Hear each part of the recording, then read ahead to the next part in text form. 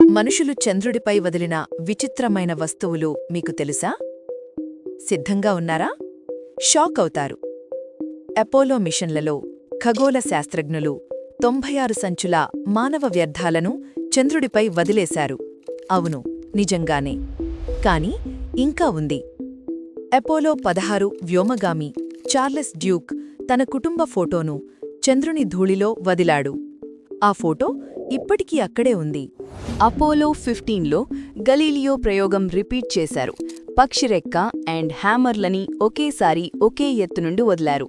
రెండూ ఒకేసారి నేల తాకాయి. ఎందుకు? చంద్రుడిపై గాలి లేదు కదా. Well, in my left hand I have a feather. In my right hand a hammer. And I'll drop the two of them here and hopefully they'll hit the ground at the same time. How about that? Neel Armstrong ఒక బంగారు olive కొమ్మ వదిలాడు, శాంతి సూచికంగా.